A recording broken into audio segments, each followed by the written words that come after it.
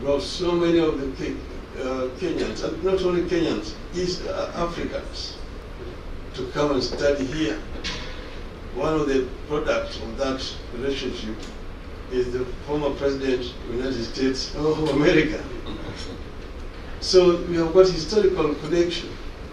The United States helped Kenya in the struggle for independence from British colonialism. So we therefore share very many things in common. And we want to see that these relationships are strengthened.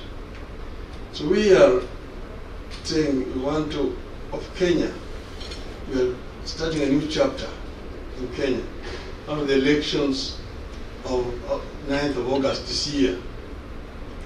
And we are going to be open to business. And we want to create a conducive environment that will be able to attract people to come and invest in Kenya. We are saying that the terror of aid is gone. We don't want aid. We want trade and investment. That's what we want. We're going to create an enabling environment because you know that one of the major impediments to investment in Africa has been some factors which include, for example, infrastructure, poor infrastructure, high cost of energy, bureaucratic red tape, corruption.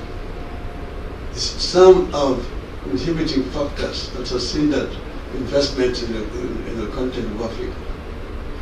We are going to address those issues so that we can create a very attractive environment, new environment, for people to come and invest in the continent. We don't want aid. We don't want aid because aid has been pumped in the African continent. It has become a bottomless pit without much to show for it. Do not left debts. Countries became hippies, highly indebted countries. So now, with the changes that have come as a result of the struggle of the African people, and particularly with the fall of the Berlin Wall, that wind of change that was blowing in Eastern Europe came also to blow in the African continent. It brought down the military dictatorships, single-party dictatorships, and brought in new, more accountable systems of governance, transparency, accountability, and good governance became the order of the day.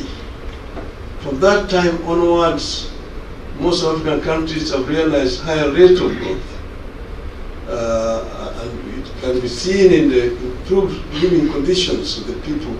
Intra-Asian trade stands at 50%. Even South America, 25%. Some people have been saying that, oh, Africa does not trade much with itself because they produce almost the same things. Then I've asked, how about Europe? European countries also produce the same things, yet they trade very much among themselves. What has been established is that inter-African trade has not been widespread because one lack of proper infrastructure. That makes trading very difficult. That's why the African Union identified this area and came up with a program for African infrastructure development, PIDA. And this PIDA has identified several components.